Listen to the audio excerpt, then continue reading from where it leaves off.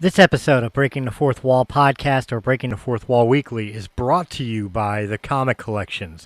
Come check out the Comic Collections at 83 Bustleton Pike, Feasterville, Pennsylvania, or give them a call at 215-357-3332 for all your collectibles and comic book and music needs. Contact the Comic Collections, 83 Bustleton Pike, Feasterville, Pennsylvania. That's 215-357-3332. Hey everybody, it's CJ Graham. That's right, Jason Voorhees, Friday the 13th, Part 6. And you're listening to Breaking the Fourth Wall.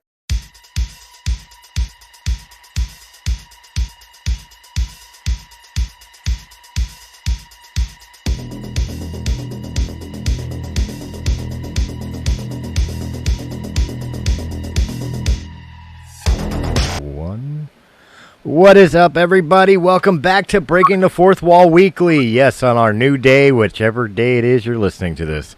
I am your host, Christopher Stolle, and joining me, as always, is Mr. Colin Washburn. Hey, Chris.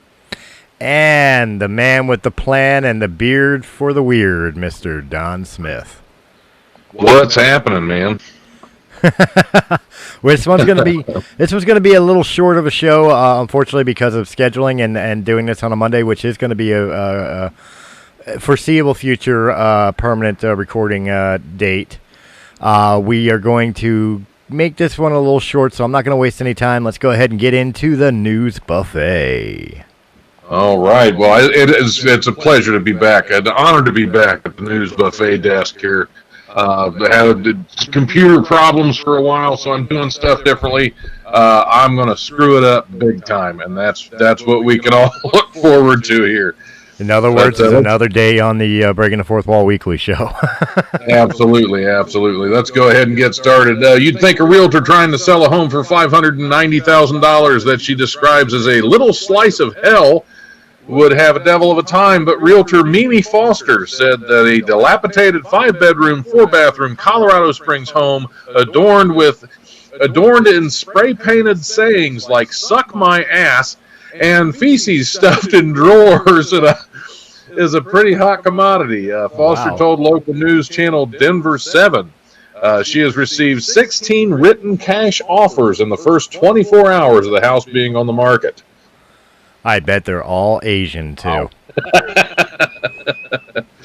Wow. Suck my ass. I can spray paint "suck my ass" in my own house. I mean, if that raises the property value, shit.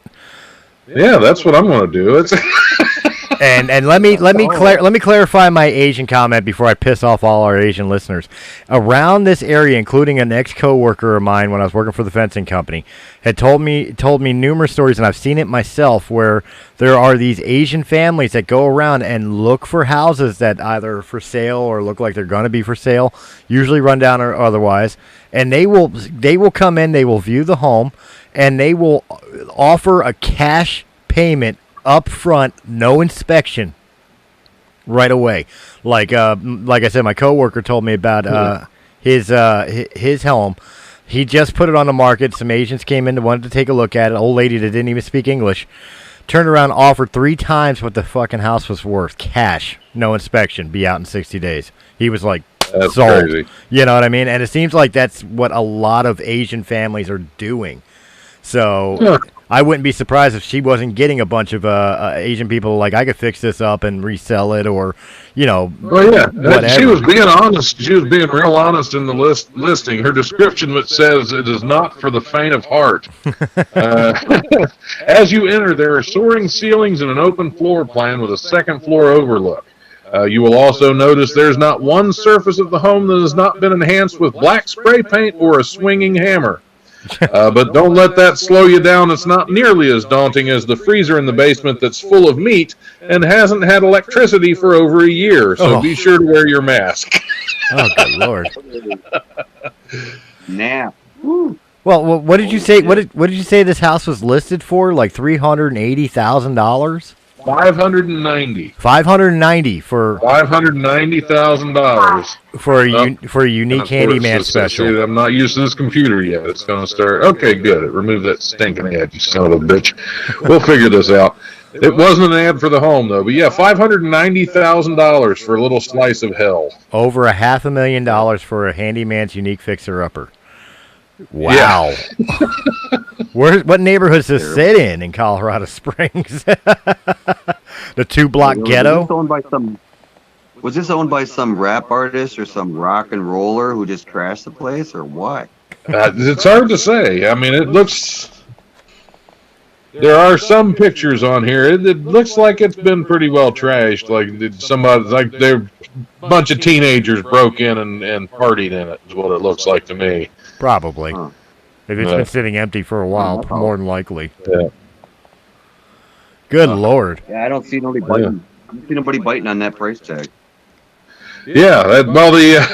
Well, that's what he said. He said they've already had 16 offers. The actual headline is "Urine Saturated Home Dubbed Little Slice of Hell." That's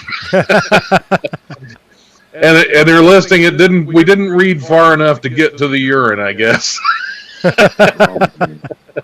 Urine saturated.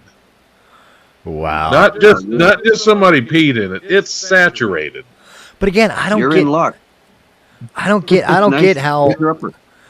if this house is so trashed and covered in urine and feces and year-old meat that she's getting offers on this house at $590,000.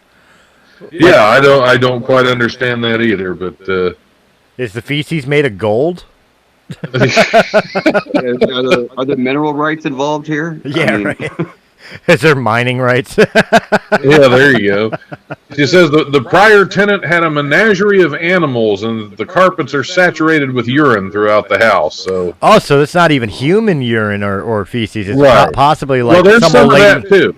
There's some of that too, because it says there was human and animal feces left in the living room. So we had some crazy old cat lady living there, and then the teenagers took over when she died.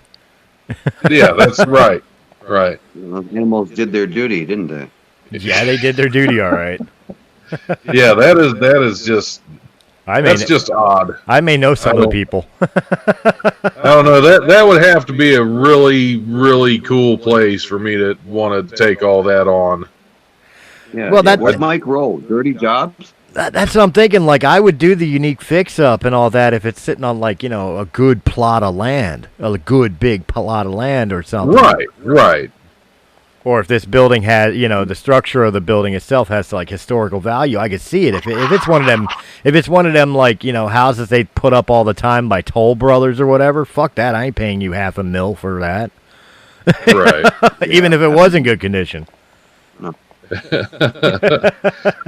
All right, we'll move it on to something also fun. NBC has indefinitely paused production of its upcoming competition show, Ultimate Slip and Slide, reportedly after multiple people on set came down with diarrhea. Oh, that's a slip and slide, all right. Oh, God. The Wrap reported Thursday that up to 40 crew members fell violently ill, citing a person with knowledge of the production. The person said people were collapsing and being forced to run into porta potties due to awful, explosive diarrhea. Slip and slides. Which is not something you want on a slip and slide. That's a whole other slip and slide right there. That's what I was thinking. You know how like normal slip and slides, at least back in the day, were like banana yellow? Now they could have the brown spots. Yep, brown stained slip and slide.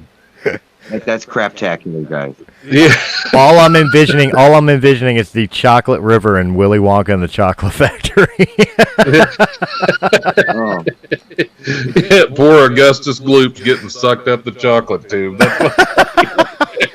Oh, no. I just saw this funny-ass YouTube video of this guy. It was a prank where they put this purse sitting there with like this explosive charge inside that would blast pudding. Brown pudding with like a shit smell additive that they put in there for like stink bombs or something. And so when they'd leave the purse there, then they'd walk away and they'd put it like next to some crackhead looking dude or something, right, on a park bench. And it was a cross-dressing person who had the purse in the first place. So they walked away bitching, oh my gosh, I left my phone over here in the bathroom. And they left their purse behind, right? Well, a camera guy's off behind a tree, and he watches the whole thing. They go digging through the purse, and this thing explodes, and all this brown crap comes flattening all over their face. It was freaking awesome. That reminds me of, what was it, like... That reminds me of like the Jackass TV show before the movies and all that, where they had the one dude eating chocolate pudding out of diapers that he finds that they planted in trash cans, so people thought he was eating baby poop out of a diaper. Nice. Oh yeah. That's like when you want to try the insane plea, like, oh yeah, not guilty by temporary insanity, right? And then you put peanut butter in your shorts and you start digging in your crack and licking your fingers in court, you know. At least that's that sounds like Colin. That sounds like the voice of experience talking. I was thinking the same thing. Because I've never heard of that before. I think that's your patented move. I don't care if the peanut butter's fresh. If it's touching my ass crack, I don't think I want to, swipe it on my finger and lick it. Yep, it ain't fresh no more. Now it's Nutella. Not someone else's. Yep, I want to read the description of this show real quick, just because it kind of, it almost seems, considering what happened, a little bit of foreshadowing. The show, which was being filmed in California's Simi Valley, was described in May press release as a wet and wild new series that takes the spirit of the classic backyard slide. I think they were going somewhere with it, and transforms it into a real-life water park full of gigantic slippery rides with the chance to take home a big cash prize. What is with these shows? Like, I got to be real for a minute, and then we could even go into more detail on it on, like, After Hours. But, like, what is with these new shows where it's, like, all kids' games? Like, okay, we had game shows like Wheel of Fortune and Jeopardy and Price is Right, and then we got into the Japanese stuff like Wipeout and right. And then we got the American Gladiator style shit with the American Ninja series and all that now, and those are all fine. But now floors, lava, slip and slide, what the fuck? We're reverting back to our childhood. It's been 2020 was a rough year. Everybody just wants to go back. Welcome to Extreme Hungry Hippos. Right, exactly. I've actually seen that at a old country buffet. We finally found a use for landmass grandma. Right. Oh shit, they're playing Extreme Hungry Hippos. I am not going back for dessert. You throw grandpa into the mix and he's got to come back with a watermelon. Well, no, he just whips off the diaper and hops on a slip and slide. There you go. The Connect 4 of death. Oh, there you go. Now, that would be a family reunion. No, that would be a great family reunion. No, if you want to make the slip and slide show like a great show, you got to combine some classics with it. Like just watching people slide down a slide, that's no big deal. Okay, we're running for the fastest time. Now fuck that. Play Twister on it. Oh no, I want to see like slip and slide mixed in with croquet. Either you got to slide through the wicket, or somebody's trying to smack you with a mallet. Change a baby before you reach the end of the slide. Right. Yeah, we got to get Wile E. Coyote in on this. Big rubber mallet, wooden mallet. Oh yeah, from Acme. Don't forget the powder. A commercial lobster diver, which I didn't know there was such a thing. A commercial lobster diver says he was swallowed whole by a whale off of the Massachusetts coast Friday, but made it out alive with only minor injuries following the life and death encounter. Michael Packard, 56 of Wellfleet. Packard in there. Was released hours later from the Cape Cod hospital following his scary encounter with a humpback whale. He told WBZ-TV he was 45 feet deep in the waters off Provincetown when the attack occurred. He initially thought the whale was a shark, but realized he was wrong when he didn't feel any pain or teeth. How'd he get out of the whale? Was it a slip and slide incident? Don't you remember the old stories? He lit a fire, much like Was that Pinocchio that did that or something? Yeah. His new nickname's Geppetto. Right. Jesus Christ. Let's see. I was completely inside the whale. It was completely black, he added. I thought to myself, there's no way I'm getting out of here. I'm done. I'm dead. All I could think of was my boys. I'm assuming his children. I hope so. Yeah. Maybe he was thinking about, Big Dick and the twins there, Right. Well, he said the whale just spit him out, so fortunately he got into a whale that wasn't a swallower. Yeah. Wow. Where did he pick Packard said he began shaking the whale's head before the animal surfaced and ejected him. So he was inside the head, inside the mouth, and just started. How do you shake a whale's head from inside of it? I have no idea. Let go of me, damn it. I guess just lay there and twitch until they just think there's something wrong with you. But surely this whale sucks fish in from time to time and is used to stuff twitching around inside its mouth. I'm just picturing like a Tom and Jerry cartoon where, the shark's got its mouth open and Tom's using his feet to hold the mouth open, and when the shark finally closes his mouth, Tom just goes flying. Right. You know what I mean? Yahoo! Right. That's the only way that would make sense. Oh Lord! His friend Josiah Mayo plucked him out of the water, and headed back to shore. I would think if there's somebody there named Josiah, he's the one that should get swallowed by the whale. It's much more biblical. I was about to say, it was Jonah in the whale. Right. Right. The guys at Packard, are you going for Packard, or you must be here for Josiah? Yeah, that's why I spit him out. Wrong guy. The whale couldn't. Yeah, I don't remember the story of Michael Packard and the whale. The whale wasn't smart enough to ask names. Damn it! It was a case of mistaken identity. It was a vague description. Well, I think that story might have been embellished a little bit. The one with Jonah. I don't know. Josiah sounds kind of fishy. It definitely sounds fishy. I think we got time for one more. I'm going to dig up a fun one here. All right, cool. What is that? I have no Who's idea. partying? What the hell is that going on in the background? It's not in my house. That was my computer. See, I told you I'm not used to this setup yet. That's great. He's ready to chew our asses out for having background noise. Yeah. Who's fucking that up? Something just started getting funky. I was wondering what the hell was going on. I thought the ice cream truck was coming by. All right, now this site's got a bunch of pop-ups coming up on me, and I just lost the story I had. What is wrong with you? Well, that's all right. Just grab me an ice cream sandwich. We'll call it good. That's it. I want a SpongeBob pop. Yeah. Yeah, damn it. Yeah, this site ain't worth a shit. So that's a new site I was trying out. Now I know why I didn't use it before, because it ain't worth a damn. So let's just because looking at this headline, I want to know what the hell is going on here. Right on. A Nova Scotia lumberjack who rescued 3 young crows from a felled tree said the birds are now thriving, and he's taught them how to log roll. To what? Of course he did. Right. I'll read it again.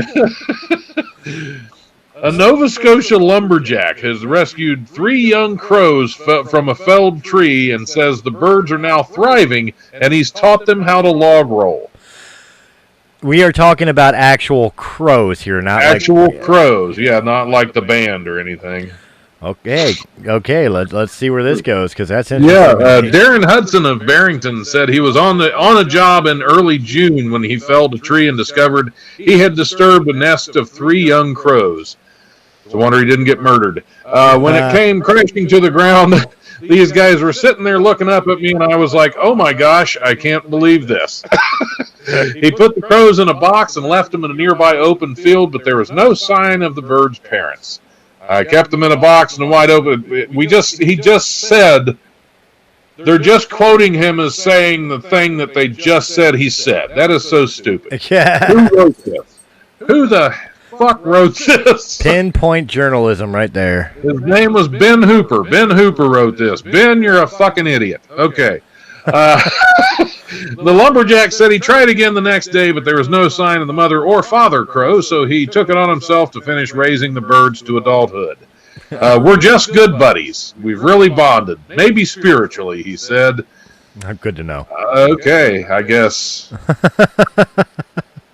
Why would the parent birds come back? They assume you killed their kids when you just cut their house down. Right. You know, and it. Well, critters are tricky that way. They get a scent and they won't come near the babies. If you pick up baby birds and try to put them back in the nest, if they smell you on them, they won't a lot of times. Right.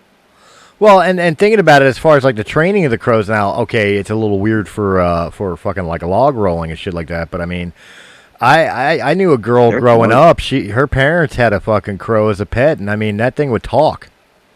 Yeah. Yeah, so they are intelligent enough to train. There's one in a cage at a nearby nature center that when I was younger I taught to say some uncool things. Have to go back and check on him, see if he's still saying them. Fuck you, fat boy. Oh, no. Like Chong. Want to get high? There you go. It's part Labrador. Yeah, my dog ate the stash. My dog ate the stash. Mine.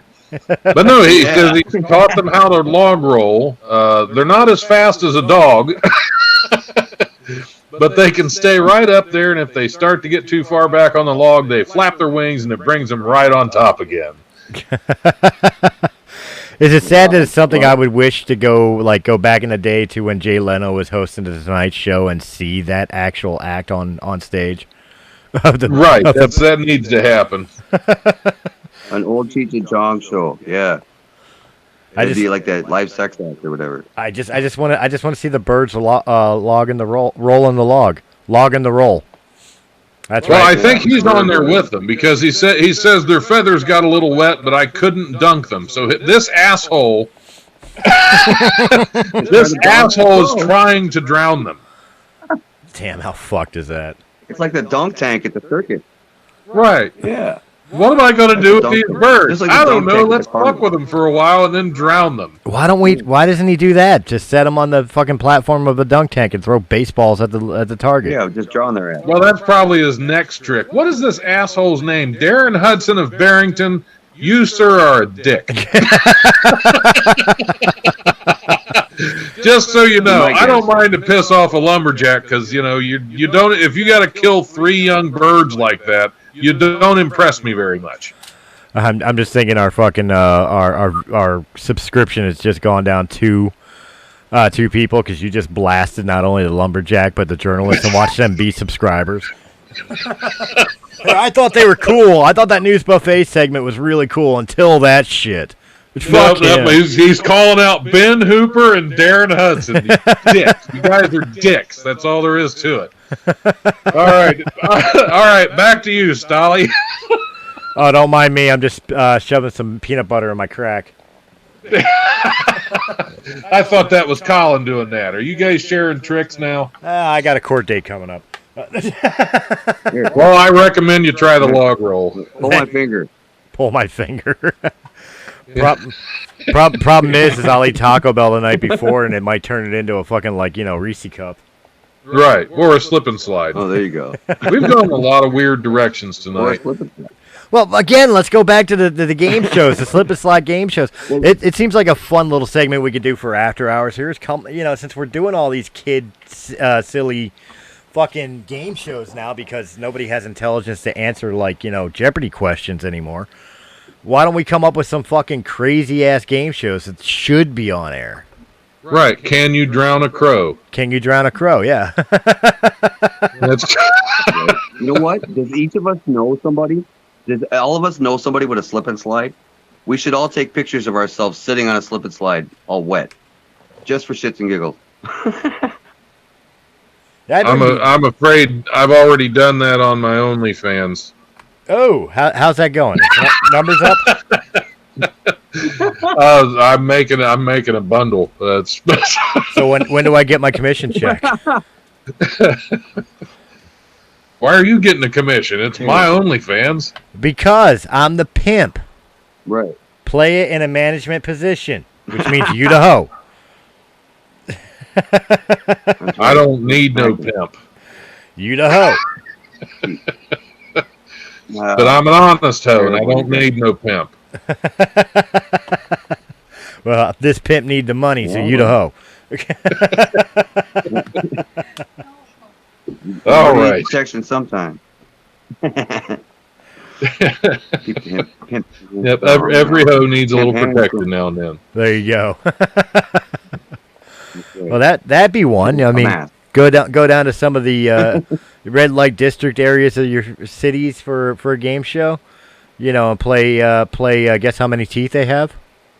There you go. Well, this is the after hours segment now, isn't it? It is. That's why I'm already into it. We need like an 8 or 10-year-old kid like they had on the Man Show, and be like, "Hey, baby, can I get your number?" And we'll try to sell lemonade and shit on the corner. Right. The Man Show. You know, that went over well. Everybody loved that. Yeah. But getting back to like the crows, you know, crows are really freaking smart.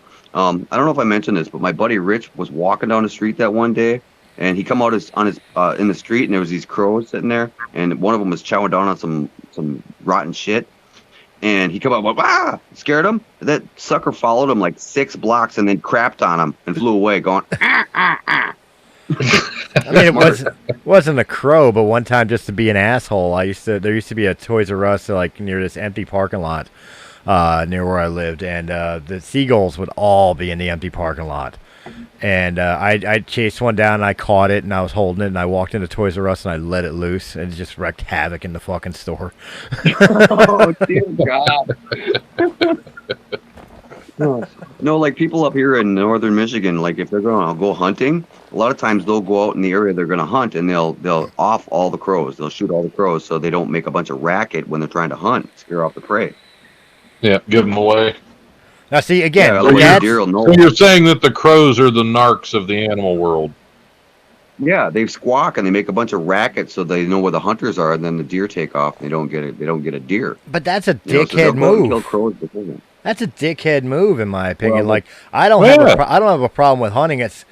I don't consider hunting personally. I don't consider hunting like a sport where you just go kill and leave the fucking carcass or whatever else. You know, like hunt for food. You know, you take your kill home and make it jerky. Nobody's doing that with the fucking crows. That's just a dickhead thing. I'm shooting you for the sake of shooting you. Well, they're loudmouths, I guess. Snitches get stitches, right? Well, maybe. There you go. That's what they get for narking, for ratting people out. Yeah, but again, there's a reason why a flock of crows is known as a murder. Okay, you don't want to push that button too many times. Well, I mean, it hurts my feelings a little bit to know that the crows are getting killed like that sometimes, because I mean, my grandmother's maiden name was Blackbird, so I have a connection to blackbirds and crows and ravens and things. But at the same time, if they're going to be snitching, they're going to get ousted. Yeah, you know, I'm right there with you. I mean, I don't have a grandmother with the name Blackbird, but I mean, I was a Brandon Lee fan. Well, see? There you go. Yep, he didn't make it either. Yeah, somebody shot him for squawking. Right, ousted him for sure. Yeah. So, anyways, I don't know. I got a couple positive things I looked up here, kind of interesting. All right. Last Sunday we were gonna get together, and things fell through because of scheduling and equipment failures and things. But apparently June 13th was actor Chris Evans' birthday, his 40th birthday. He's the guy who plays Captain America on all the Marvel movies. That is America's ass. Yeah. Captain America turned 40. So that's kind of cool. And then June 13th is also my mother's birthday, and a good friend of mine, her birthday is also on June 13th. Oh, right on. Sweet. Yeah. My mother was born on Friday the 13th. Sweet. Her mother was born on Friday the 13th. I was born on August the 14th on a Saturday. Should I say? You were late. I missed it. I was almost the third generation in my family born on Friday the 13th. Should we start sending hockey masks? Yes. That's Terrible. Nah, I got plenty. So yeah, Hand me then June down from the 21st. family. That's my Hockey Master family heirlooms. Right. Nice. Well, hey, you will have to send one to Chris Evans. So anyway, then Brandon Flowers turned 40 years old. He's the lead singer of what is that band? The Killers, the band The Killers. Okay.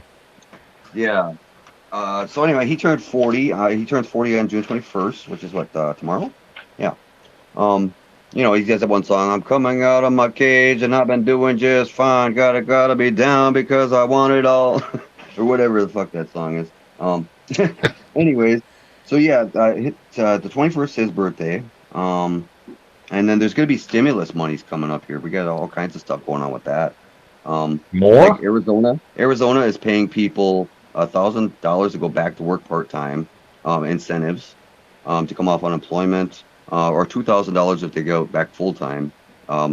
North Carolina is giving a $1,500 bonus for people going back to work. Connecticut's giving away $1,000 for back to work. Colorado is giving away $1,600 bonuses for people going back to work. Yeah, and then there's a rescue plan that is going out to all kinds of cities and states to help people with rent, mortgage assistance, and states, counties, and cities, which could get people up to even more than they got from their stimulus. All kinds of stuff for help for rent, help for property taxes and shit like that. But $350 billion was passed for that, and they're just starting to distribute it now. Well, see, that is a positive thing, and I'm cool with it. But my only question to it is, where's the money coming from? Again, Same place all the rest of it comes from. Well, they just print more. Well, that's what I'm concerned with. It's like it's great that they're helping people out, but you're depreciating the value of the dollar that much more and more and more. Right. Our money's about to become monopoly money as it is. Yeah, well, the thing is, this past week they had this G7 conference or whatever. The president went and met with other world leaders, and they all discussed things. And we're not the only country doing this. All the other countries are going in debt just like we are with this shit. So the thing is, it's going to even the playing field a little bit better because they're going to do the same thing. They're going to continue the rest of this year to help out people with pandemic funds and stimulus monies and things like that. So it won't be as bad as people think it is as far as it goes. And besides the government debt, that's something that it's always there anyways. No matter what we do. Well, it's just something that we'll probably never. I know. I'm looking at it from a physical standpoint. Our money, our legal tender, is backed by gold reserve. It should. If we don't have the gold, you can't print new money. Right, but they do that every time you send up for a new credit card. Well, that's why Nixon took us off the gold standard in the 70s. Mm-hmm. Because he was crooked. Yeah. Pretty much. He looked pretty straight to me on TV. He didn't look like he was slouching or anything. Yeah. Bad joke, I know. Bad joke. I'm allowed one. Right, so there's another thing here about a Native American tribe in Maine. They got back a sacred island taken from them like 160 years ago, because the white man showed up and claimed all this shit, right? Right. It says the Passamaquoddy tribe reacquired 140 acres of their ancestral territory thanks to help from the Nature Conservancy, which granted them funds to purchase the Pine Island, known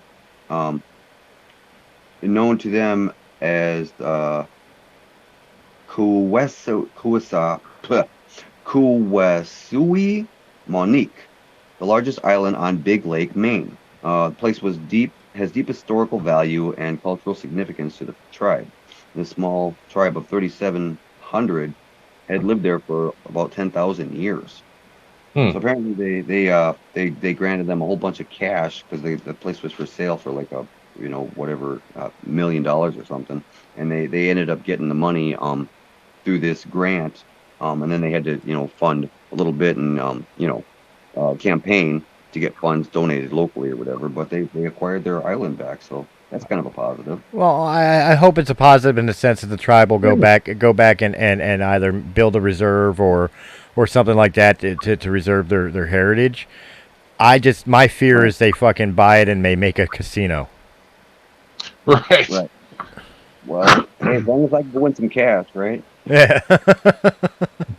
Which seems to happen a lot when Native Americans get back their land. They just wind up making a casino, and then they're just, turnabout's fair play. They're raping the white man who's old and just bored and wanting to throw their money away. Well, great. Yeah, so yeah, we got some positive stuff going on here anyways. Right now, Colorado and Wyoming only have sent out under 2% of their rent and mortgage assistance because the states are slow getting this stuff rolling. But they're starting to this coming week apparently. There's lots of announcements in the news and things.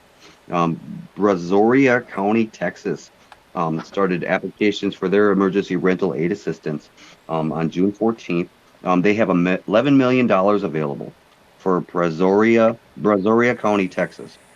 There's up to $25,000 per household available, Wow. depending on the scale or whatever. Union County, North Carolina is giving away money. You'll have to investigate on that. Camden, New Jersey has $15 million available. Chicago Mayor announces, Lori Lightfoot announced $79.8 million in rental assistance, up to 15 months of it. Yeah, and so those applications. You can look them up on Google if you're in the Chicago area. Oswego County, New York, emergency rental assistance. Applications opened up June 1st, so there's some cash there. Andrew Cuomo in New York announced $3.5 billion in assistance for renters and small businesses because of a small business recovery grant. Apps, you could start apps June 1st or June 10th, and then there's $800 million available for small businesses as well. Yeah. I mean, that's pretty cool. But I mean, like I said, my only concern with it is how we physically recuperate from how much money they're spending in the long run. You know what I mean? It's great that you're doing good things for people to keep them from losing their homes or helping them rebuild or whatever. That's great. But I'm just worried about where the money's coming from and how it's going to affect us moving forward. Right. Well, I guess our future generations of taxpayers and politicians are going to have to figure that out. That's pretty fucked up. Our kids ought to figure it out. That's not paying it forward. We're stealing it forward. Pretty much. Yeah, kind of. Hey, speaking of kids, I've got some positivity. Kids got out of school this year. Completed another year of all that shit, and I am a proud pappy of 2 kids who graduated elementary school. One legitimately, the other one because they moved. I'll explain. My daughter graduated 6th grade this year. Got to see her 6th grade graduation last week. Was really awesome, really cool. They came back from Florida to be able to do so. But what's neat is in Philadelphia, elementary school ends at 6th grade, then you go to middle school for 7th, 8th, and then you go to high school for 9th, 10th, and 11th, 12th, Right. My son finished 5th grade this year, but in Florida where he's living now, 6th grade is middle school. So technically he graduated elementary school last week as well. I would figure in Florida 6th grade is high school senior. Pretty much. I mean, only if you're mostly partially undressed. Whatever that was a couple weeks ago. That Florida I woman. can't remember, but yeah, I remember what you're talking about. So that's an awesome thing. I've got 2 kids going into middle school now. One, like I said, legitimately. The other one because of moving. I've always wondered, when did kids have to graduate from something every year? I don't know, but I do feel bad for my son because of him moving to Florida where 6th grade is now part of middle school. He kind of got screwed out of having a ceremony of completing elementary school. And that kind of sucks. I don't remember having a ceremony for completing elementary school. To me, graduation was when you graduate. It's not when you go up to another grade. No, you're not wrong, but like I said, because that school decided to do that. I mean, it was cool that Jaden got a kindness award, a mathematics award, and of course her diploma for completing elementary school. It's just sad that my son Brandon doesn't get the opportunity. Whether it should just wait until high school or not, because his sister got it. It's kind of fucked up that he don't get it too. Yeah, that is kind of shitty for him. Right. Well, at the same time, well, he's the younger brother, though, right? So now he's probably looking at his sister, being like, "I'm in junior high now too. You ain't so special." You know what I mean? If you look at it from a boy's point of view. Brandon and Jaden are 14 months apart, so they are damn near as close as twins as it is. So he's just thrilled to be going to school with his sister anyway. You know what I mean? It was breaking his heart that age, they're probably thinking too. Before this whole Florida move thing, it was breaking his heart that Jaden was moving on to another school and he had another year at his school. Yeah. Right. I've seen some other positive stuff going on in Chris's life too. I seen that you got yourself another guitar. Yes, I did. I've got an Ibanez G10. I believe it is. Nice, brother. Nice. I found it. I did notice that. Found it at a pawn shop for $80. Nice. All it needs is a high E string. Well, there you go. Now you're all set. You can do some jamming. That's it. It'll sit right next to my Fender Strat, my BC Rich Bronze Series Warlock, and my Tokai P Jazz bass. Well, I plan on building a Strat sometime this next year, so I'll have to keep you posted on that one. Yeah, you will. The only one that's sorely missed is when I moved from Jenkintown, I unfortunately had to let her go. She got destroyed. Was a Jackson PS1. Yeah, she was a fun one. You ever play Jackson V? Jackson V is the most uncomfortable guitar ever. Yeah. And my buddy Willie with the Little Johnson, he's got one of those Jackson V's, like the Randy Rhoads tribute, but it's kind of chintzy. All right. It's got the copy Floyd Rose on it. It's just not comfortable. A V guitar is never comfortable to try to practice on. Nah, my vintage V was pretty fine, but that was the thick body V's. You just slide slide the insert of the V right into your thigh and you're good to go. I would think he'd be comfortable in a V with a Little Johnson because he'd have plenty of room. Somebody went there. Yeah. Well, I don't know. It's weird. He's got that Little Johnson, and we, of course, we give him shit about it all the time. And now he broke the bridge off the damn thing. Oh. So here he is with the Little Johnson, and it's broken. He broke the bridge off, so it's like he's circumcised now. He was playing with it for more than 4 hours. Yeah. He was playing with it for more than 4 hours. Yeah, so now his daughter wants to use it. She says, "Oh, we'll make a clock out of it, and I'll call it my sister." And we're like, "Oh, okay." Wait a minute. His daughter. Let me make sure I get this clear here. His daughter wants his Little Johnson. His daughter wants to play with his broken Little Johnson. I know. Doesn't it get weird? I just want to make sure I heard it correctly. There's nothing sadder than having a broken Little Johnson anyway. Yeah, does your body... The little girl wants it. Does your buddy even listen to this show? Like, does he know that he's a running gag now? It's a Little Johnson. It's nothing to gag on. Oh, no. Oh, God. Nailed it. Oh. Yeah, I'm going to have to tell them about this one. This is why Don's a stand-up comedian. Yeah, my buddy Willie and his Little Johnson that's broken now. Little Johnson. But he might make a clock. For at least 10 episodes, we have made comments or some joke at the expense of him and his Little Johnson. That is true. Does he know he's a running gag on this show now? He's going to know today. I'm going to call him after we get done with this. Nice. See, you too could be a running gag on Breaking the Fourth Wall Weekly. Just whip out your Little Johnson. Don't break it. Yep. Don't break it. Don't break it. Or give it to your daughter. Make a clock out of it. Yeah, we'll make a clock out of it and give it to your daughter. It'll be great. That's my broken little Johnson clock. Wait a minute. Did you just say make a clock out of the little Johnson? So you want to put your little Johnson on TikTok? There's another angle. There you go. Yeah. Fans only. The members only. Fans only. Yeah, only fans. Come see my little Johnson on OnlyFans. Yeah, or mine on a slip and slide, soaking wet. Yeah, I wonder how many subscriptions he could get with that.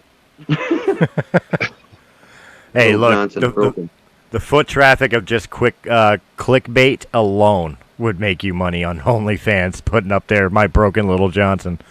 No shit. I'm gonna have to bring it up to him. He might bite on that. Might bite on a broken little Johnson. That could be. Yeah, you know. We may end up doing a segment on this down the road. Who knows? Yeah. If he didn't keep biting on it, it wouldn't have broke. Come see my broken little Johnson before it's on TikTok. I'll post it on the wall. Yeah, little Johnson hanging on the wall. Huh. See, now my next message is to Serenity. See, this is what happens when you don't show up on the shows and we are left alone to do what we want. Exactly. We can hold Serenity fully accountable for this. That's right. It's her fault. It is her fault that this has gone this far off the rails. Well, you gotta have goals. That's it. Oh yeah. And posting your TikTok little broken Johnson on the wall for OnlyFans and TikTok. I mean, that to me that's a life goal right there. That's a bucket list. Yeah. That's a job for Willie. That's a job for you know. It'd be great if he put the clock into the guitar, and then to put like Velcro on the back of the guitar and Velcro up on a wall, and then he sent the guitar down on a slip and slide and try to see if it'll stick to the wall. Like little Johnson tossing. I'm gonna see if I can Shanghai Little Johnson. I'll kidnap that thing, man. We'll take pictures of that thing all over. Shanghai Little Johnson. For ransom. Dude. Oh, you should totally do it. Go steal his little Johnson and we'll send it throughout the country. We'll get our listeners to send in their mailing address and we'll mail it to them, and they take a picture with his little Johnson and then they mail it to the next person. And we just try to see if we can get it all throughout the United States, and a picture posted up with some fan holding his little Johnson. And once we get it all filled up in all 50 states, we show it to him where his little Johnson has been. Yeah. You know where your little Johnson has been? It has where in the world is my broken little Johnson? It has to end up at the end. It has to end up at Don's house, sitting right next to the golden cock. Right.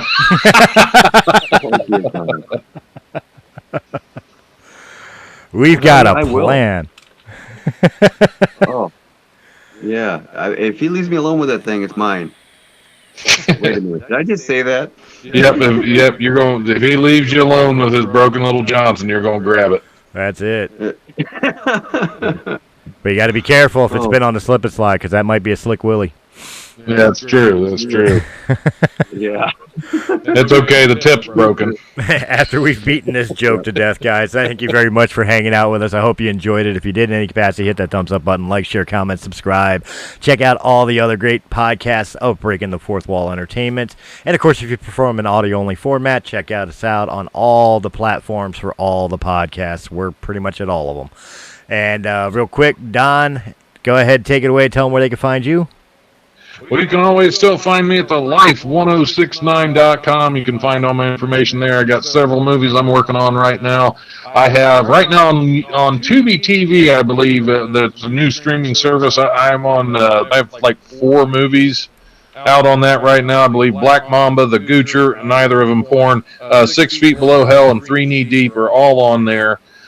You can also find several of them on Amazon. Keep an eye out for Black Wolf, which is coming soon. I just went to the world premiere of Black Wolf on Saturday night. Fantastically fun movie. Hopefully that'll be out soon, and I'll tell you where you can find that when it is. Nice. And Kolin? Yeah, you can find me on Facebook, YouTube. Hit me up, Colin Washburn at gmail.com.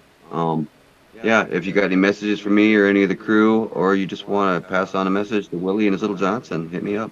There you go.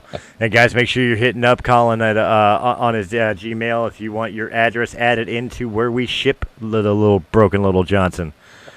Make sure you get your little piece of the Johnson before it moves on. Guys, thank you very much for hanging out with us. I hope you enjoyed it, and we'll catch you on next week's Breaking the Fourth Wall Weekly. Have a good night.